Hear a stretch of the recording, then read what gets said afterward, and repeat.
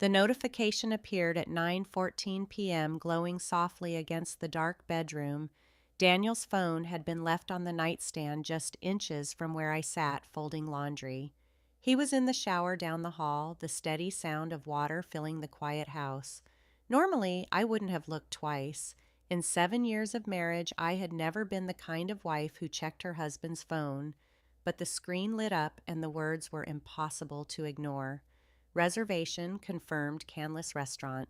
Friday, 7:30 p.m., table for two, window seating as requested. She'll love it. For a moment, I simply stared at the message.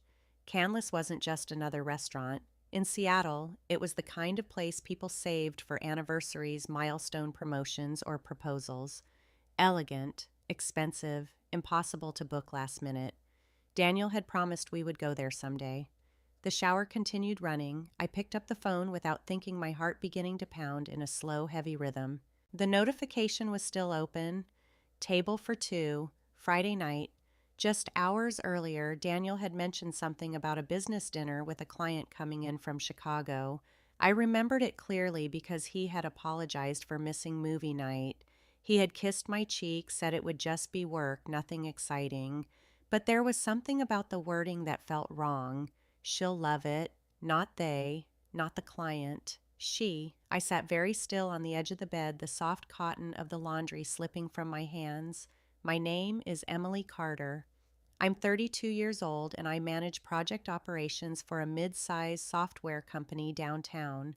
My husband, Daniel Carter, 35, is a corporate attorney with a firm in Bellevue. We live in a quiet neighborhood in Ballard in the same modest house we bought 5 years ago when everything in our lives seemed to be moving forward. For most people, looking in from the outside, our life probably still looked that way. Stable jobs, mortgage paid on time, Sunday dinners with friends, the ordinary rhythm of a marriage that had settled comfortably into adulthood. But that message sat on the screen like a crack running straight through it. I placed the phone back exactly where it had been. The bathroom door opened a minute later, releasing a cloud of steam into the hallway. Daniel stepped out in a towel, drying his hair with another one. His expression was relaxed, completely ordinary. "Did my phone buzz?" he asked casually. I kept folding the last of the laundry, forcing my voice to sound neutral. "Probably work." He glanced at the screen, nodded once, and dropped the phone into his briefcase on the chair. No hesitation, no explanation, just the easy confidence of someone who believed there was nothing to explain. I watched him move around the room, pulling a shirt from the closet, talking about an upcoming case like he always did. Everything looked the same as it had yesterday. But now there was a detail I couldn't ignore: a table for two, Friday night, and a woman Daniel believed would love the view from the window. I didn't ask a single question. Not that night. Instead, I lay awake long after Daniel fell asleep beside me, staring at the faint glow of the streetlight through the curtains, because somewhere between that notification and the quiet sound of his breathing, a thought had settled heavily in my mind. If that dinner wasn't what Daniel said it was, then Friday night was going to tell me everything. The next morning arrived quietly like any other weekday. Seattle's gray light filtered through the kitchen windows while the coffee maker hummed on the counter. Daniel had already left for work an hour earlier, moving through his usual routine without the slightest sign that anything unusual had happened the night before. He had kissed me goodbye on the cheek. "Long day ahead," he had said while adjusting his tie in the hallway mirror. I had nodded and wished him luck. Nothing about that moment suggested a man who had reserved a candle-lit table for two at one of the most romantic restaurants in the city. Now the house was silent. I wrapped both hands around a mug of coffee that had already begun to cool, standing at the kitchen island and staring out toward the damp backyard. Seattle mornings often felt suspended between night and day, and today the stillness made it easier for my thoughts to drift back to the message from the night before. A reservation. Friday night. Window seating. She'll love it. I tried to push the thought away. Marriages lasted years because people learned not to panic over every stray detail. At least that's what I had always believed. Still, once a question forms in your mind, it has a way of returning. I opened my laptop at the kitchen table, intending to check work emails before heading downtown. Instead, I found myself thinking about Daniel's schedule. He had always been meticulous about his calendar. Corporate law demanded it. Meetings, depositions, client dinners, everything logged neatly in color-coded blocks. I didn't open his phone again, but Daniel often synced parts of his schedule to the shared household calendar we used to plan vacations and family visits. That was enough. The calendar loaded slowly on the screen. Monday, court filing deadline. Tuesday, strategy call with a client in Portland. Wednesday, internal firm meeting. Then Friday, there it was. Dinner, 7:30 p.m., no name attached. No location, just a small gray block that looked like any other appointment. I leaned back slightly in the chair, remembering something that had seemed harmless at the time. Over the past year, Daniel had started mentioning a client named Lena occasionally. She worked in marketing, he had said once while we were eating takeout on the couch. She's helping one of our startup clients with brand strategy, he had explained. Smart woman. It hadn't sounded unusual. Lawyers collaborated with consultants all the time, but now, with the glow of the reservation message still lingering in my mind, small fragments of memory began rearranging themselves. Late nights, last-minute dinners, phone calls taken in the other room. None of it had ever seemed alarming on its own. Marriage, after all, had seasons, busy months, exhausting projects, periods where life simply moved faster than either of you expected. But patterns were different. Patterns didn't appear all at once. They revealed themselves slowly once you started looking. I opened another tab on the laptop and stared at the blank search bar for several seconds. Then I typed 2 words, Lena Marketing Seattle. Dozens of results appeared immediately: agency pages, consulting profiles, conference listings. One of them caught my attention. Lena Park, independent marketing consultant. Her professional photo showed a woman in her early 30s, confident smile, dark hair pulled back neatly. Her profile mentioned working with corporate legal teams and startup founders throughout the Seattle tech corridor, the same world Daniel operated in every day. I studied the screen longer than I intended to. There was nothing inappropriate about a lawyer knowing a marketing consultant, nothing suspicious about professional collaboration, and yet something about the timing made my chest feel tight. I closed the laptop slowly. Maybe I was imagining things. Maybe Friday night really was just a client dinner. But as I rinsed my coffee mug in the sink, another thought settled quietly into place. If Lena was simply a client, then there would be nothing unusual about learning a little more about her. By Wednesday evening, the rain had returned to Seattle. It was the kind that didn't fall hard enough to notice at first, just a steady mist that blurred the street lights and left the sidewalks shining. I sat at the small desk in the corner of our living room, the laptop open again in front of me. Daniel was still at the office. At least that was what he had said when he texted earlier that afternoon. Running late tonight, client prep for Friday. The message was short, practical, exactly the kind of thing a corporate lawyer might send in the middle of a busy week. But the word Friday lingered in my mind long after I set the phone down. I had told myself the night before that I was simply gathering information, nothing more, a quiet way to calm the growing unease in my chest. Still, curiosity has a way of pushing you further than you planned. The search results for Lena Park were still open from the day before. Marketing consultant, Seattle. Frequent collaborator with tech startups and corporate legal teams, her website listed several professional achievements, brand campaigns, conference panels, partnerships with firms across the Pacific Northwest. Everything about her online presence was polished and credible. Nothing about it suggested anything personal. I clicked on another result, LinkedIn. Her profile photo appeared again, the same confident smile I had seen earlier. Her resume was impressive: graduate degree from UCLA, years of work in digital strategy, a consulting practice that had grown quickly over the past few years. Scrolling down, I noticed a small section near the bottom of the page. Personal information. Most people left that section blank. Lena hadn't. Married. The word was simple enough, but it caught my attention immediately. Below it was a tagged name, Marcus Bennett. I hesitated for a moment before clicking. A new profile loaded. Marcus Bennett worked as a senior aerospace engineer at Boeing based in Everett, just north of Seattle. His page was less polished than Lena's more technical, long lists of aircraft design projects, photos from engineering conferences, articles about aviation safety, but there were also glimpses of ordinary life. One photo showed Marcus standing beside Lena on what looked like a hiking trail somewhere in the Cascades.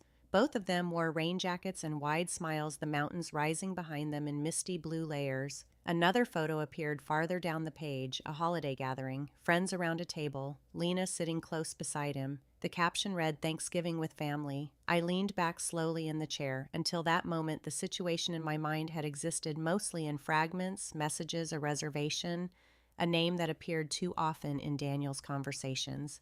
Now there was something else, another marriage. Another person whose life was quietly connected to this story, Marcus Bennett. I stared at his photo for several seconds, studying the relaxed expression on his face. He looked like someone who believed the life he was living, the same way I had believed mine. A strange feeling settled over me then, not anger, not yet, something closer to recognition. Because if my suspicion about Friday night was even partially true, then Marcus Bennett might be the only other person who deserved to know what was really happening. But that thought was still too heavy to accept. For now, all I had was information, a name, a marriage, and a growing sense that the dinner Daniel had planned wasn't just about him and Lena anymore. I closed the laptop slowly.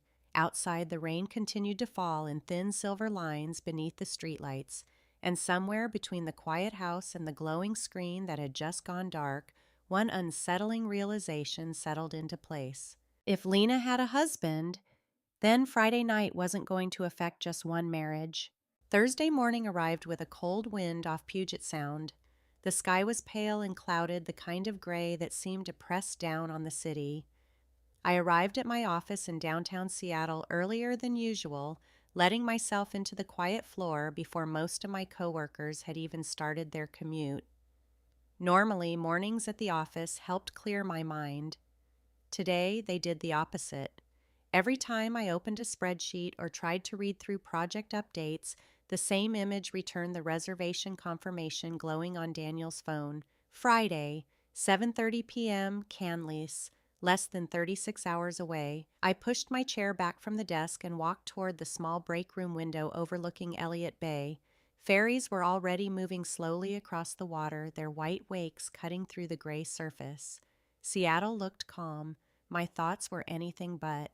Since the night before, Marcus Bennett's face had stayed in my mind almost as clearly as Daniel's. The photo of him and Lena hiking in the Cascades kept replaying in quiet fragments. Another marriage. Another person whose life might be about to change without warning. The thought made something tighten in my chest. I didn't know Marcus. I had no right to intrude into his life. At least that's what the reasonable part of my mind kept insisting. But the rest of me couldn't stop asking the same question. If our roles were reversed, would I want someone to tell me I returned to my desk slowly and opened my laptop again? The LinkedIn page was still there. Marcus Bennett, Senior Aerospace Engineer, Boeing, Everett, Washington. I studied the information carefully this time, noticing details I had missed before. Articles he had shared about aircraft safety, photos from engineering symposiums, a short post congratulating his team on a design milestone. The tone was thoughtful, professional, grounded. It reminded me of the way Daniel used to sound when we first met before long hours and corporate pressure had reshaped his life. My fingers hovered above the keyboard. I wasn't ready to accuse anyone. I wasn't even sure what I believed yet. But there was one thing I could do that wouldn't involve confrontation. A conversation. I opened a new email. For several seconds, the blank screen stared back at me. Then slowly, I began typing. I introduced myself as Emily Carter, Project Operations Manager at a Seattle software firm. I mentioned a small internal seminar series our company hosted from time to time, guest speakers discussing engineering leadership and cross-industry collaboration. It wasn't entirely untrue. We had done similar talks before. Marcus's background at Boeing made him a perfectly reasonable candidate. The invitation was simple. If he were interested, I would appreciate the chance to meet briefly and discuss the idea. Friday evening worked best with my schedule, I wrote. The location came naturally, Canlis Restaurant, 7:30 p.m. I reread the message 3 times before sending it. Every sentence was polite, professional, impossible to interpret as anything unusual. Still, when my finger hovered over the send button, I hesitated. Because this small email, just a few lines of text, felt like the first real step towards something I couldn't fully control anymore. If Marcus accepted, Friday night would no longer belong only to Daniel and Lena. The room around me was silent except for the faint hum of office lights. Finally, I clicked send. The message disappeared into the quiet machinery of the internet. For a moment, nothing happened.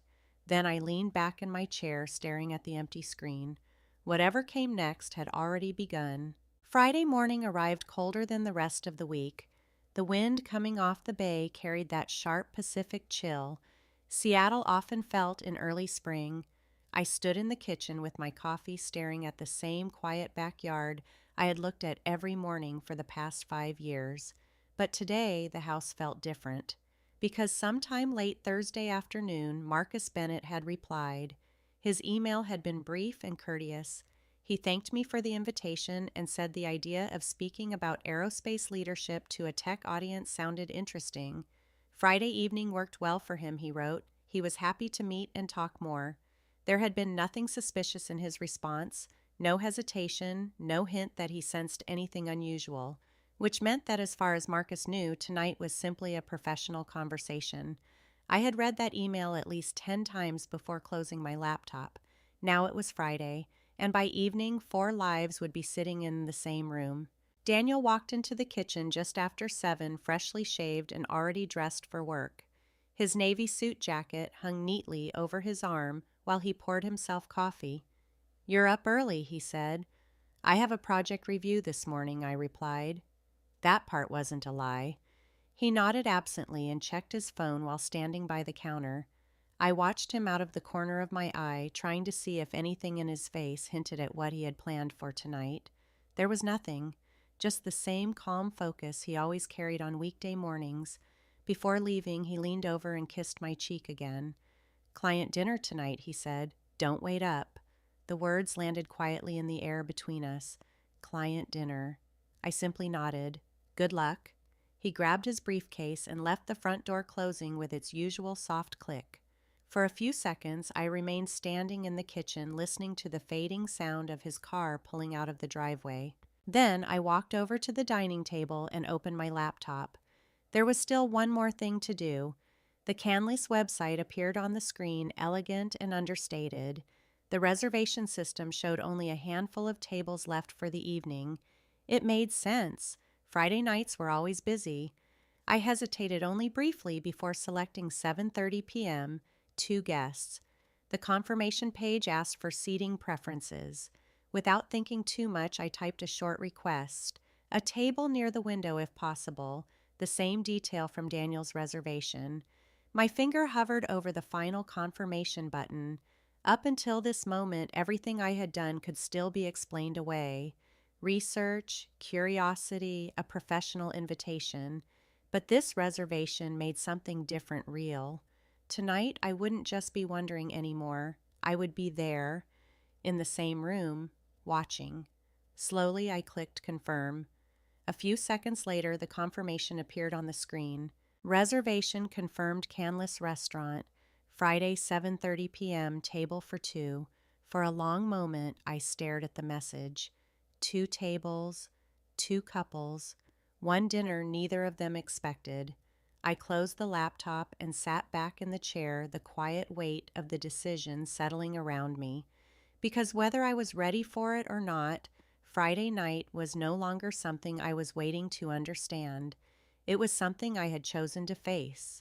By the time Friday evening arrived, the city lights along Lake Union had already begun to glow against the dark water. Seattle nights in early spring carried a quiet elegance, cool air, distant traffic, and the soft reflection of restaurant windows along the hills above the lake. I arrived at Canlis 15 minutes early. The valet took my car, and as I walked toward the entrance, the glass walls of the restaurant revealed a warm interior filled with candlelight and quiet conversations. It looked exactly the way Daniel had once described it years ago when we talked about visiting someday. Elegant, intimate, a place meant for special evenings. The host greeted me politely. "Good evening. Reservation Avery Carter. Table for two." He checked the screen briefly, then smiled. "Yes, Ms. Carter, right this way." The dining room opened wide as he led me inside. Soft lighting reflected off polished wood and tall windows that overlooked the dark water below. My table was positioned almost exactly where I had hoped. Not directly beside the window table, but close enough. Close enough to see. Marcus Bennett arrived just a few minutes later. I recognized him immediately from his profile photo. He was taller than I expected, wearing a charcoal jacket and carrying himself with the relaxed confidence of someone used to speaking in rooms full of engineers and executives. "Ms. Carter," he asked as he approached. "Avery," I corrected gently as we shook hands. "Thank you for coming." "The invitation sounded interesting," he said with a friendly smile. "And I never say no to Canlis." We both sat down. For the first few minutes, the conversation stayed exactly where Marcus expected it to stay: professional. We talked about technology leadership, about how aerospace companies were adapting to new AI systems, and about the challenges of managing teams across different industries. Marcus spoke thoughtfully, clearly, someone who enjoyed explaining complicated things in simple ways. Anyone watching us would see nothing unusual, just two professionals having dinner. But every few seconds, my eyes drifted toward the entrance, and then they arrived. Daniel walked in first. He wore the same navy jacket he had worn that morning, though now it looked sharper under the restaurant lights. Beside him was a woman I recognized instantly from the firm's website, Lauren Bennett. Her dark hair fell over her shoulders, and she wore a deep green dress that matched the quiet elegance of the restaurant perfectly. For a moment, the entire room seemed to narrow into a single point of awareness. They hadn't seen us yet. The host guided them toward the window table Daniel had requested. Marcus continued speaking about supply chain delays in aerospace manufacturing, unaware that the room had just shifted into something far more complicated. I listened, nodded, and asked a question, keeping the conversation moving, but inside, my attention sharpened. Daniel pulled Lauren's chair out for her. They smiled at each other, the kind of comfortable smile that didn't belong in a client dinner. From where I sat, I could see Daniel lean slightly forward as he spoke to her, his voice clearly softer than the tone he used during work calls. Lauren laughed quietly. Marcus noticed my brief distraction. "Everything okay?" he asked. "Yes," I said calmly, just taking in the view. Technically, that wasn't a lie, because from my seat, the view included everything I had come here to see. Daniel finally glanced around the room, and then he saw me. The reaction was immediate. His shoulders stiffened. The color in his face drained so quickly it looked almost unreal under the candlelight. Lauren followed his gaze. Her expression froze. Marcus, still unaware of the connection, turned slightly in his chair to see what had captured my attention. For a brief second, all four of us existed inside the same silent moment. Daniel looked like a man who had just walked into the wrong room. Lauren looked like someone who suddenly realized the night was no longer private. And Marcus looked confused. I held Daniel's gaze calmly across the room. No anger, no raised voice, just recognition. Because now the dinner he had carefully planned was happening exactly as scheduled, just not the way he expected. For a moment after Daniel saw me, no one at our table spoke. Marcus had followed my line of sight across the room, but his expression still carried polite confusion rather than understanding. From where we sat, Daniel and Lauren looked like any other couple at a quiet dinner table, except for the way Daniel's posture had suddenly tightened. Marcus leaned slightly forward. "Do you know them?" he asked. The question hovered in the air between us. I set my glass down slowly before answering. "Yes," I said. Marcus waited. I glanced once more toward the window table. Daniel hadn't moved. Lauren looked like she was whispering something to him, her hand lightly touching his arm as if urging him to stay calm. The restaurant continued around us, waiters moving, quiet conversations rising and falling, but our corner of the room felt strangely still. Yes, I repeated, this time meeting Marcus's eyes. I know them. Marcus turned his chair slightly to look again. From work, he asked. I shook my head. Then calmly, I said the one sentence that shifted the entire evening. That's my husband. For a second, Marcus didn't react. It was the kind of statement that took a moment for the brain to reorganize around. His eyes moved back toward Daniel, studying him more carefully now. Your husband, he repeated. Yes. Marcus leaned back in his chair. His confusion hadn't disappeared, but something heavier had entered the room. Across the dining room, Daniel was already standing. Lauren remained seated, clearly trying to say something to him, but Daniel was walking toward us. I watched him approach. Each step looked deliberate, controlled, the way someone walks when they are trying not to draw attention in a crowded room. When he reached our table, he stopped beside me. For the first time since we arrived, Daniel looked directly at Marcus. Sorry to interrupt, he said carefully. Avery, can I speak with you for a moment? His tone was measured, almost professional. If Marcus didn't know the situation, he might have assumed we were simply acquaintances. Marcus looked between us. You two know each other well, apparently, he said. Daniel gave a short, tight smile. Yes, he said. We do. Then Daniel turned back to me. Avery, he repeated quietly. I didn't stand. Instead, I gestured toward the empty chair at our table. You can sit, Daniel. The use of his name seemed to land harder than anything else. Marcus straightened slightly. Something in the air had shifted enough that even he could feel it now. Daniel hesitated for half a second. Then he sat down. From the corner of my eye, I could see Lauren still watching from the window table, her posture rigid. Marcus looked between the two of us again. I feel like I walked into the middle of something, he said slowly. Daniel exhaled through his nose. This is a misunderstanding, he said. The words came quickly, almost too quickly. He turned toward Marcus with the practiced calm of someone used to controlling difficult conversations. I'm Daniel Carter, he said. Avery's husband. Marcus blinked. The name clearly registered now. Then he glanced toward the window table where Lauren Bennett still sat. A realization began to move across his face, slowly, carefully, because Lauren Bennett was not just any woman, she was his wife. Marcus turned his head toward me again. Avery, he said quietly. There was no accusation in his voice, only a question. I folded my hands together on the table. The woman at that table, I said gently, is Lauren Bennett. Marcus didn't move. For several seconds, he simply stared at me. Then he turned back toward the window. Lauren had stood up now. The distance between the two tables suddenly felt much shorter. Daniel leaned forward urgently. Avery, he said under his breath, we should talk about this privately. I looked at him calmly. We are, I replied. Marcus let out a slow breath, and when he finally spoke again, his voice had lost the easy friendliness from earlier in the evening. You invited me here, he said. Yes, to discuss a speaking event, yes. Marcus nodded once. Then he said the one thing none of them had expected to hear tonight. So this dinner, he said slowly, was never about business. The room felt very quiet, and for the first time that evening, Daniel had no immediate answer. For several seconds after Marcus said it, no one moved. The waiter appeared at the edge of our table with a bottle of wine Daniel had clearly ordered in advance, then stopped short when he sensed the tension. Daniel waved him away without looking up.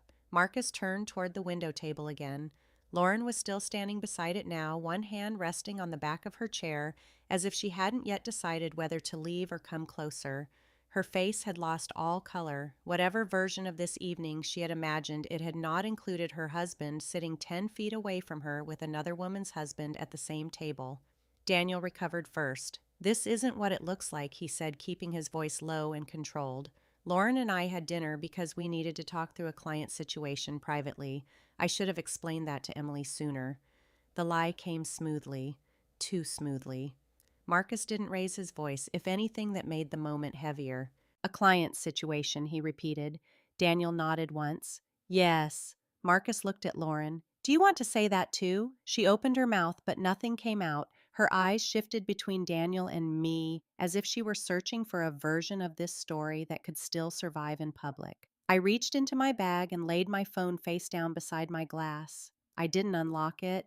I didn't need to. Just the gesture was enough to make Daniel's expression harden.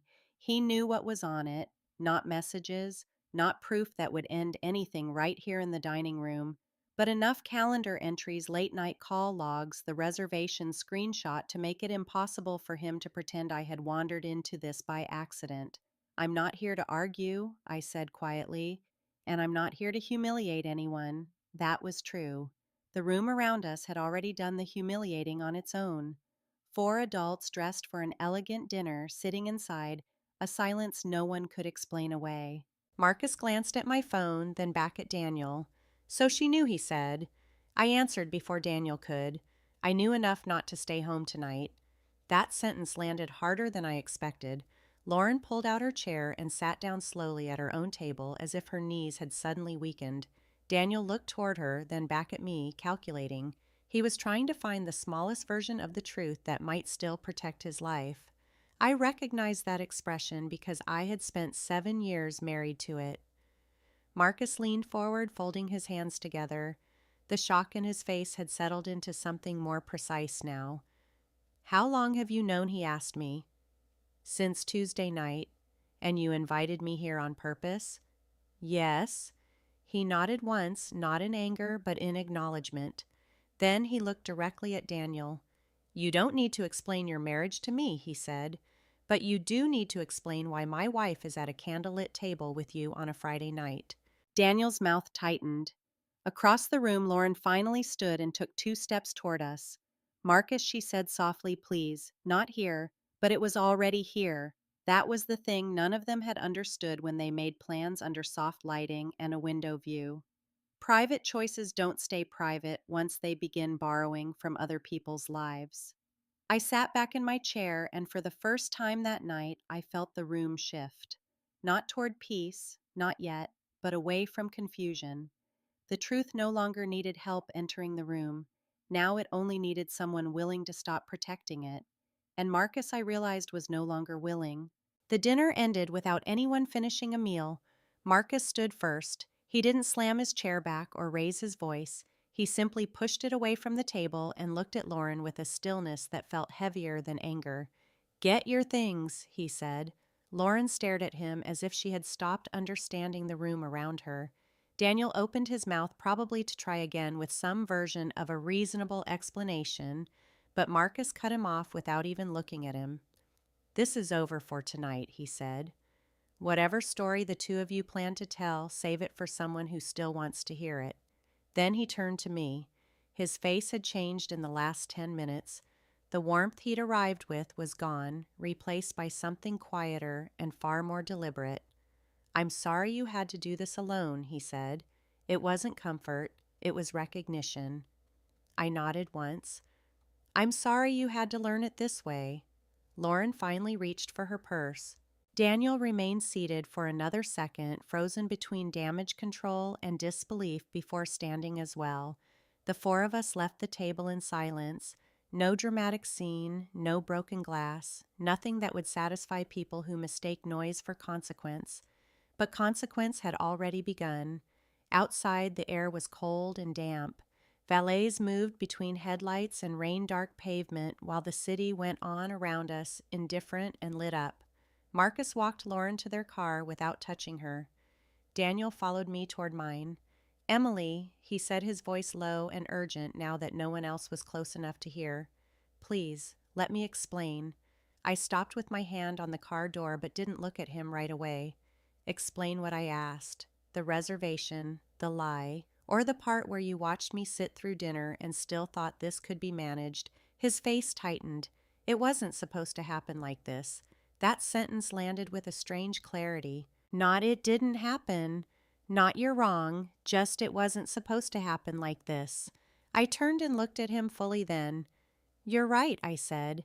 "It was supposed to happen quietly." That was the point. For the first time that night, Daniel had no answer. I drove home alone. Daniel did not follow me immediately, and I was grateful for the silence. The house felt different when I opened the front door, same walls, same furniture, same framed photos in the hallway, but nothing inside it still belonged to the version of my life I had been living on Tuesday night. I took off my coat and sat at the dining table in the dark. Around midnight, Daniel came in. He didn't turn on the overhead light. He just stood near the kitchen and said my name carefully, as if speaking too loudly might make the truth harder to survive. I made a mistake. No, I said. You made a plan. He flinched. That was the difference now. Mistakes happened once. Plans required time secrecy and repetition. Plans required protecting one life while quietly dismantling another. By Monday morning, the first real costs had begun to surface. Marcus had moved into a hotel near Everett, and according to the short email he sent me, he had already contacted an attorney for advice. Lauren had called in sick to work. Daniel left 3 voicemails over the weekend and 2 long messages I still hadn't answered. At the office, I sat through meetings, approved budgets, and spoke in complete sentences, while something inside me remained cold and unfinished. The punishment hadn't reached its final form yet, but it was moving, and for the first time since Tuesday night, Daniel and Lauren were no longer protected by secrecy. They were being seen. 2 weeks later, the house felt quieter than it had in years. Not empty, just honest. Daniel's things were gone from the hallway closet, and the spare bedroom now held the few boxes he had packed the night he moved out. The space looked unfamiliar at first, like a photograph where someone had been carefully edited out, but the silence no longer felt heavy. It felt clear. The legal paperwork had moved quickly. Washington was a no-fault divorce state, and once the initial filing was done, the process became mostly administrative. Lawyers handled most of the communication now. Daniel had tried to speak with me again during the first few days, not to argue, mostly to explain himself in smaller pieces, as if there might still be a version of events that made what happened easier to live with. But explanations no longer had anywhere to land. Some things once seen clearly don't return to confusion. Marcus had written once more as well. His message was short and careful. He said he appreciated the honesty, even though the truth had broken something important in his life. He and Lauren had separated officially, and he was focusing on rebuilding things quietly. I wrote back only once. I'm sorry we met under those circumstances. I hope time gives you something steadier than what we discovered that night. He replied with a simple thank you. That was enough. On a mild Saturday afternoon in early spring, I drove down toward Lake Union again. The same road curved past the hill where the restaurant overlooked the water, but this time I didn't stop outside. Instead, I parked near the walking path by the lake. People moved through the park slowly, parents with strollers, older couples walking side by side, joggers passing with quiet determination. The city carried on, the way cities always do. Life rarely pauses for long. I walked along the shoreline, listening to the water brushing against the docks. The air smelled faintly of salt and cedar. For the first time since that dinner, I realized something important. What happened at Canlis hadn't been revenge. Not really. Revenge demands noise, humiliation, victory. What I had done was simpler. I had refused to protect a lie. Once the truth was allowed into the room, the rest of the story unfolded on its own. Daniel lost the marriage he thought would always be waiting for him. Lauren lost the secrecy she had relied on. Marcus and I lost the illusions we had both been living inside. None of that felt like triumph, but it did feel fair. By the time the sun began to lower over the water, I turned back toward the parking lot. The future didn't look dramatic from here. It looked steady. There would be new routines, new decisions, and a version of life that belonged entirely to me again. Not perfect, not painless, but honest. And honesty, I had learned, was far stronger than the quiet compromises that slowly erase who you are. I got into the car and drove home as the evening lights started appearing across the lake. This time, I wasn't leaving something behind. I was moving forward. If you've ever faced a moment where truth changed everything, I'd love to hear your thoughts. Do you believe honesty always leads to justice, or does healing come from something deeper? Share your perspective below. And if this story stayed with you, consider following along for the next one.